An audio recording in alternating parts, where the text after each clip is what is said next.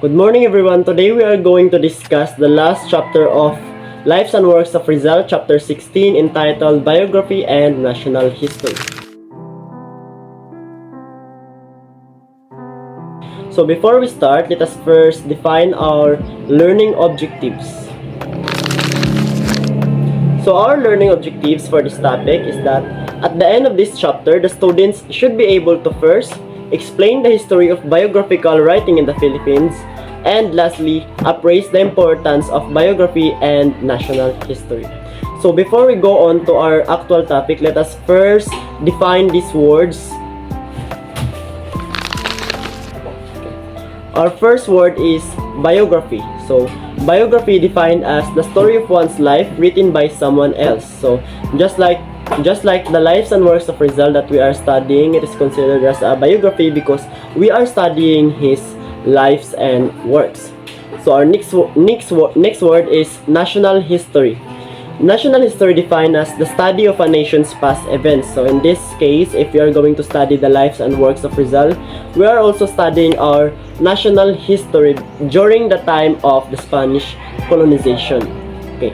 Our next word is social context. So social context is defined as the physical and social setting in which people live. So our social context for this topic is the Philippines because it is where our national hero Rizal lived. So it is the focus of our topic.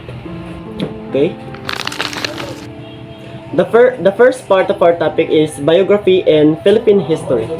So at the turn of the 20th century, the Philippine history noted the publication of the considered first biographies focusing on the life of the missionaries who worked in the evangelization of the natives. So these Spanish written narratives can be read in religious chronicles and histories citing the missionaries' important roles in building churches or even bridges and fortresses. So during the time of the Spanish era, the Spanish colonization here in the Philippines, so most of the biography writings is focused on the evangelization of the Catholic Church to the natives. No, because it was written mostly by parish priests, so it is also the references of our today's biographers and historians. I will going to show you a picture of one of the examples of the evangelization of the natives here in Philippines. So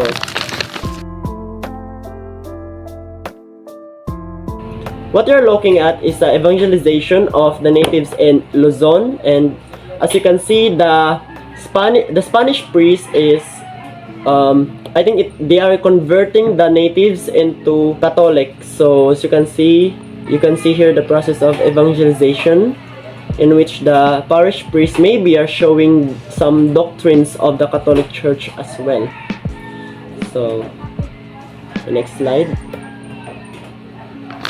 Oh, before we proceed with this topic, I have one trivia for you. So our parish priest here in San Francisco, the St. Joseph Parish Church, before it was built, ang kinaunahan yun din nga kanang church sa Camotes Island is actually the Poro.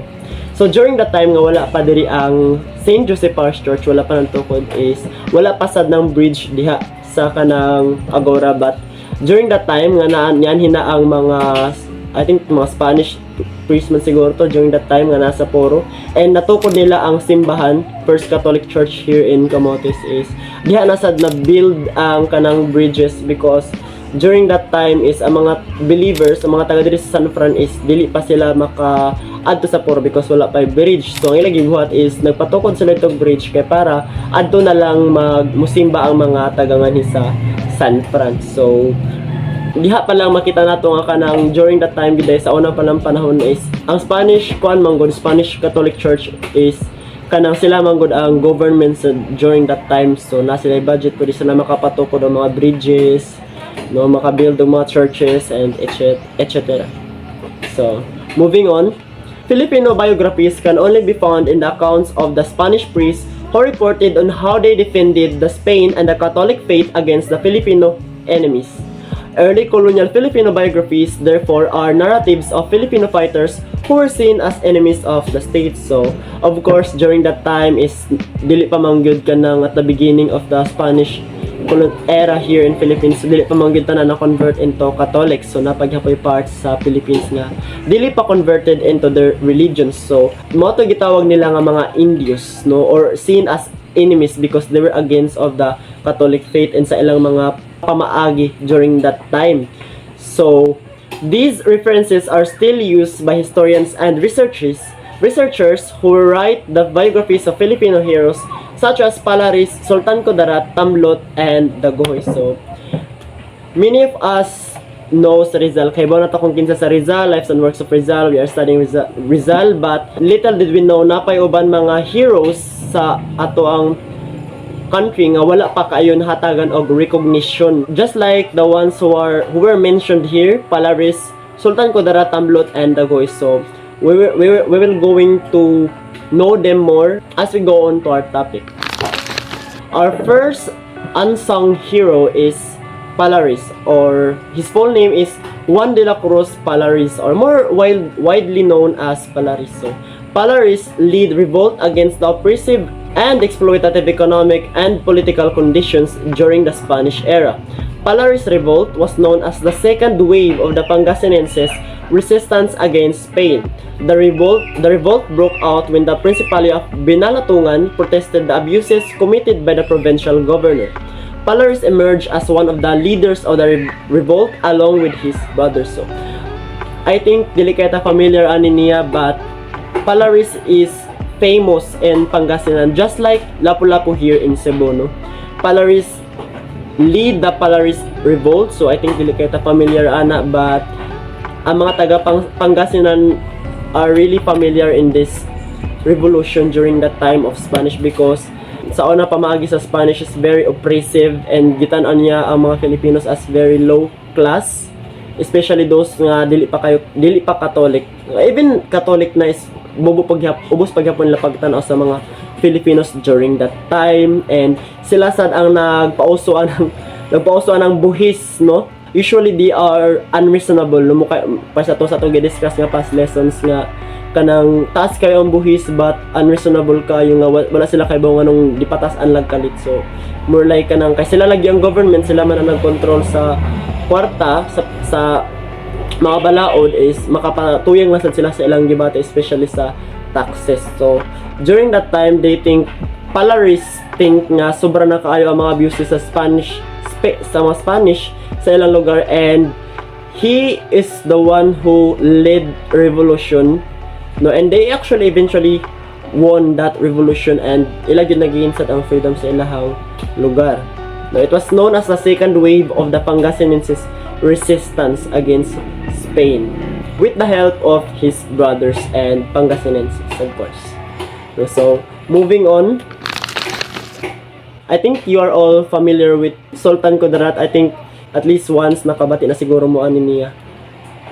So Sultan Kudarat is a sultanate of Maguindanao, and he is known as a shrewd strategist and politician.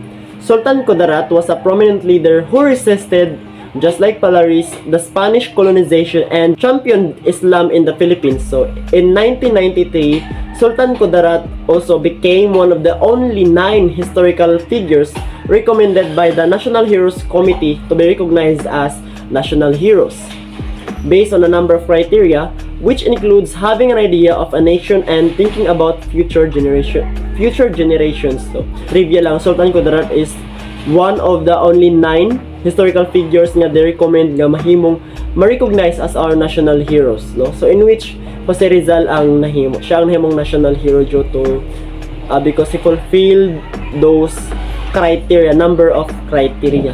So Sultan Kudarat is a sultanate of Maguindanao, no? And just like Palaris, ilagi hapon na daw ang ilahang revolution during that time nga kay ang naguna man gyud diri sa ato kuan gyud labi na sa Mindanao areas is Islam man gyud. So during that time naglisod gyud pagsakop ang mga Spanish dito sa lugares, because occupied naman gyud to nga lugar, and na sa mga na-establish na, kumbaga na-establish na ang Islam sa ilang lugar, and ang mga leader of course dili sila mosugot magpa-convert into Christianity or Catholic because mawagtangan sa ilang religion dito na naman sila influence dito So one of the sultanate, Sultan Kudarat, is siya ang nag-lead sa kanang strategy para dili masakop ang ilahang lugar. So all things to Sultan Kudarat, wala gyud na sakop, wala gyud na dali-dali og sakop sa mga Spanish ang Maguindanao during that time nga siya pa ang sultanate sa ilang lugar. Okay. So moving on, our next unsung hero, Tamblot. Tamblot is very widely known in Bohol. Tamblot, a Visayan Babaylan religious leader, led a brief but fiery uprising against Spanish colonial rule in Bohol. So, they inspired resistance by claiming Adiwata deity promised to help expel the Spanish. Though ultimately defeated, Tamblot's rebellion sparked further revolts and became a symbol of Filipino resistance. So, unlike previously mentioned heroes, no, we say, Tamblot did not won the revolution against or uprising against the Spanish. No, they expelled the Spanish, but unfortunately they did not won. There's a trivia that one day a Spanish priest challenged Tamblot in his belief, no, o kanang kumbaga murag ilagi challenge. I think na hitabo na siya sa Bible, sa na story sa siya sa Bible nga during that time is na a Spanish priest nga gi-challenge ni sila, especially sa Tamblot nga kanang asay mas gamhanan nga Ginoo si Jesus Christ ba o ang ilahang Ginoo. So ang gibuhat sa mga Spanish priest during that time is nagpray ra sila and they ask nga maintag na pagkaon nga maabot kanila, but they ended up kanang nawawan lang sila. It's because wala agad na nahitabo. Sige na silang pray sila yung silang ampo nga na maabot nga kanang pagkaon nila, I think, and wala na nahitabo. But during that time nga si Tamblot na ang kanang show sa iyahang way nga kanang ipakita kung unsa sa gagamhanan ang ilahang gituhuan sa nga deity is ayang gibuhat is I think nagpaaso ra siya ato sa kawayan and ila to gibuak and naay nang gawas nga mga pagkaon siguro to. So as usual giflag to siya sa kanang mga Spanish priests as witchcraft, no, because di sila makatuo nga kanang mapildi sila sa kanang usa ka native which is si Tamblot. And actually mao sad to ang beginning sad sa conflict sa ilahang lugar nga kanang mao to nawawan sa mga Spanish priests and si Tamblot is siyang nag-lead sa uprising, but eventually napildi ra gihapon sila kadugayan and nakuha gid sa mga Spaniards ang Bohol Put during that time. Okay, so moving on is Dagohoy. So I think once nakabati na taaning nga Francisco Dagohoy. So another hero from Bohol. Francisco Dagohoy is the hero of Bohol who led a rebellion against the Spanish from 1744 to 1829, the longest rebellion in Philippine history. Dagohoy was born in Inabangan, Bohol. Just like Tamblot, Francisco Dagohoy is also a hero of Bohol. Usa sa mga nilid sa uprising, but unlike Tamblot, nakadaog siya just like the other previously mentioned na mga heroes. So, mao to ang mga unsung heroes nga kuan, but if you want to read more, I will put the link below in the description so that makabasa pa mo daghan pa nga mga uban pa mga unsung heroes in the Philippines nga dili kay some of you might not really familiar with kay wala kay siya na mention, especially sa ato ang lectures even pag elementary and now wala kay nang discuss because we are focused on our national hero which is Jose Rizal and his lives and works. So moving on, in post-war Philippines, the study on biographies broadened. One monumental work in the history of life writing in the country is that of E. Arsenio Manuel in 1955, a 4-volume compilation entitled Dictionary of Philippine Biographies. So, E. Arsenio, during that time, no, in post-war Philippines, is kani siya nga author is very famous na siya tungod sa iyahang na mga contributions, especially sa iyahang compilation ng mga biographies, especially this one, Dictionary of Philippine Biography. So, ang kaning Dictionary of Philippine Biography is kanang mura na siya kanang compilation sa mga important figures during the Spanish colonization here in Philippines. So, unfortunately, wala tayong mabasa ni online because it's not for free. But pwede mo makabaro niya online, of course, magbayad gihapon mo. So, moving on. E. Arsenio Manuel served as a sole instructor in both anthropology and sociology in UP during the post-war period. He is best known for his contributions to Philippine anthropology, history, literature, and linguistics. He wrote a seminal survey of Philippine folk epics and was responsible for discovering and publishing folk epics from Manuvo, Matigsalog, and Ilianon peoples during his 3-decade academic career at the University of the Philippines, Diliman. Next. 2 years after, D.H. Soriano and Isidro L. Ritijos published The Philippines Who's Who, a book about the lives of 400 Filipinos and their achievements. The authors mentioned the importance of writing biographies. So, after 2 years, na-publish ni E. Arsenio ang iyahang Dictionary of Philippine Biography. 2 years after that, si D.H. Soriano and Isidro L. Ritijos published The Philippines Who's Who. So, it is also a book about the lives of 400 Filipinos and their achievements. Usually, mga politicians sila, mga important figures gihapon, just like the book of E. Arsenio. But this focus on the achievements nila sa ilang life. So, it is the study of their life, yun sa nila pagkabuti ng mga achievements, and so on. So, they are one of the most popular writers or biographers and historians during the post-war also. Unfortunately, I can't show you any picture of D.H. Soriano and Isidro L. Ritijos because they are unavailable online. Okay, moving on. So, here's the picture of the Dictionary of Philippine Biography and the Philippines Who's Who. So, I can just give you the cover page of the book because as what I've said, they are not for free and you need to buy them so that you can get a copy of each books. See, moving on. Following these publications is the National Historical Institute's first in its 5-volume project entitled Filipinos in History in 1965. So, the preface of the book was written by Carlos Quirino, the director of the National Library. Carlos Quirino, a biographer, has the distinction of having written one of the earliest biographies of Jose Rizal titled The Great Malayan. Quirino's books and articles span the whole gamut of Philippine history and culture from Bonifacio's trial to Aguinaldo's biography, from Philippine cartography to culinary arts, from cash crops to tycoons and presidents' lives, among so many subjects. So, Carlos Quirino is really one of the most famous writers and biographers, also historians of his time. He's widely known for writing biographies of our national hero Jose Rizal, the biographies of our past Philippine presidents, even the culture, the culinary arts of the Philippines, and he also wrote Philippine cartographies, cash crops, tycoons, etc. So he is very versatile in his field and he does a lot of writings in his time and contributions as well.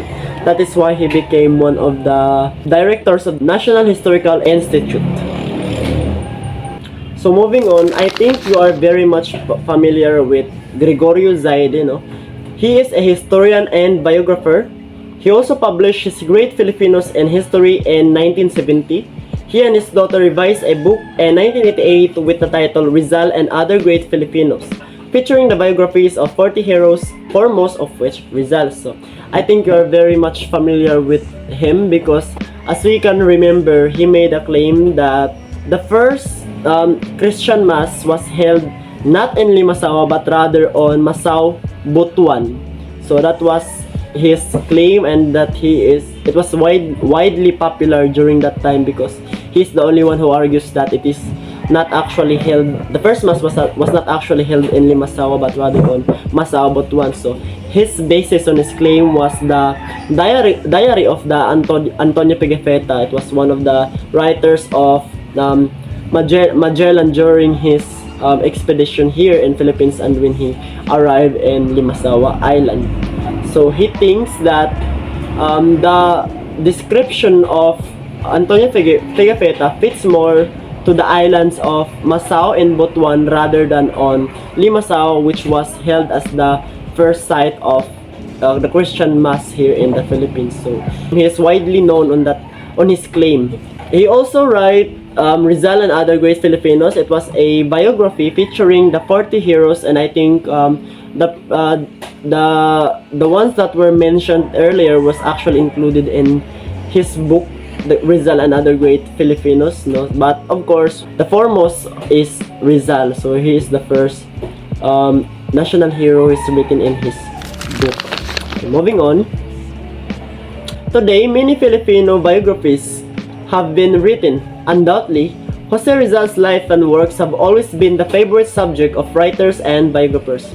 Among the most known biographies of Rizal include the books of Austin Craig, Carlos Quirino, Rafael Palma, Leon Maguerero, Gregorio Zaide, and Austin Coates.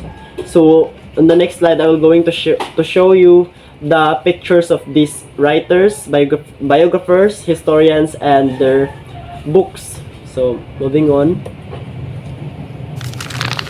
Historical biographies, therefore, serve as means or tools to study the lives and experiences of Filipinos, particularly of Philippine heroes, from which one can learn and be inspired to serve the country. So this is a photo of Austin Craig and his work, Rizal's own story of his life, edited by him. So unfortunately, I cannot provide you a link in which you can read the book because it was not for free. You have to rent in order for you to read the book. So another one is by Carlos Quirino.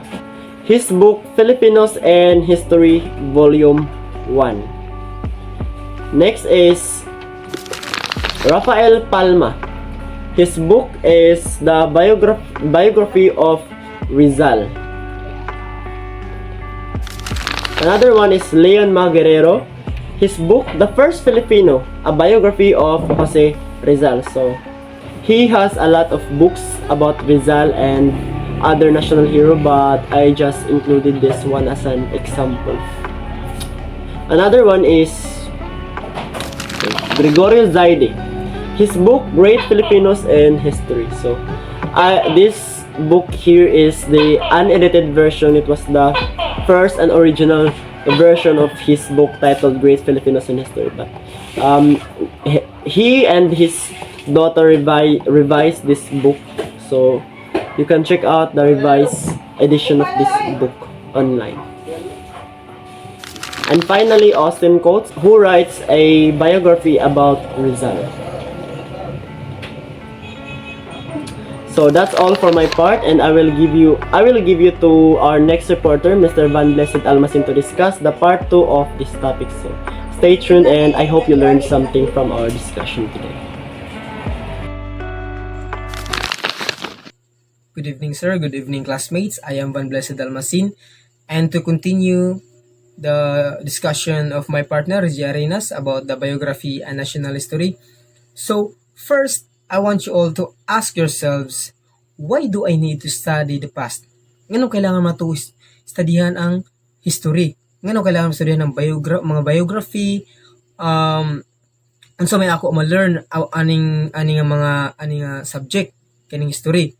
Nganong ato man studyhan ang mga tao sa una nga patay naman sila, wa naman sila. So, I will give you 10 seconds to reflect about it.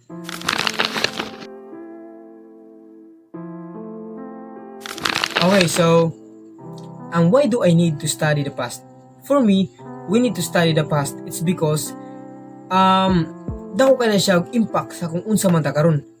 Kung unsa man ato na experience karon, sa kalayaan nga ato ang natagamtaman karon. Nga wala tagi sakop, wata ma-under sa lain nga country, or wata gi sakop sa lain country. Wata gi daog-daog sa lain country. And to learn more about the past, we need to learn about the life and works of the persons involved. So, kisa may usa sa mga pinakadako contribution sa ato ang history, sa Philippine history, si Dr. Jose Rizal. So, as we all know, si Dr. Jose Rizal daw kanay siya og contribution sa ato ang kalayaan karon, sa ato ang history. Si Jose Rizal na sa duha ka libro. ang katong yado ka libro mao to ang No Limitang Here og El Filibusterismo. So unsa man day naa sa kanang katong duha ka libro sa No Limitang Here og El Filibusterismo. So dito nakasuwat tanan ang mga di maayo nga pamamalakad sa mga Espanyol, ang mga ilaha mga gipangbuhat sa mga Filipinos, ang mga di nila maayong ipangbuhat sa Filipinos, ang tungkol sa nila pagtrato nga Filipino nga wa nila tagaig rights nga makamao musuwat, makamao mubasa ug daghan pa nga mga rights nga ilahang gi kuha nga dapat ginta nga naa sa mga Filipinos. So that is why nga importante kaayo nga ato ang studihan ang life of works ni Rizal. Kaya ang kasang iyang mga trabaho is mausad to siya ang katong duha, especially ang katong duha ka libro, mausad sila ang nagpamulat sa mga Filipinos nga dili na day maayo ang pagtrato sa mga Espanyol nila, nga dapat na sila mo fight para sa ilahang rights o sa ilahang country.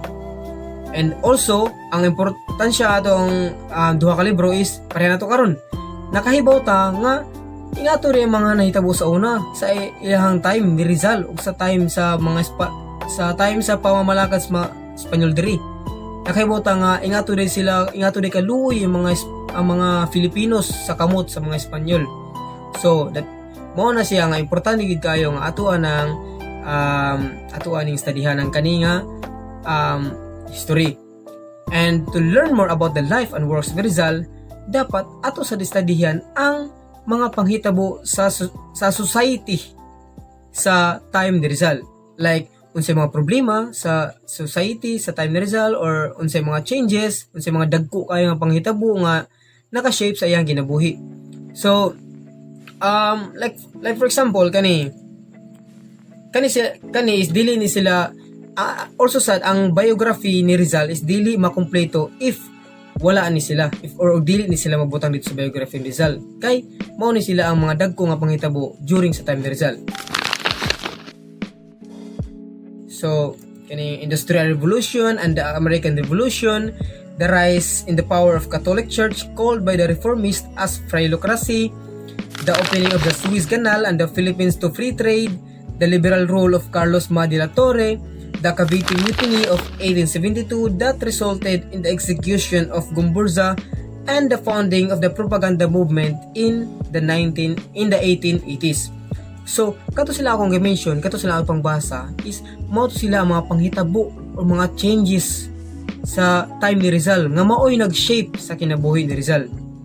Mao to sila ang mga dagko kayong panghitabo nga dapat nga naa sa biography ni Rizal, kaya para masabtan nato ang mas masabtan pa nato ang iyang kinabuhi if ang ato sa sila studihan. So that ends our report, the biography and national history. Thank you for listening, guys. Keep safe always, and God bless you all.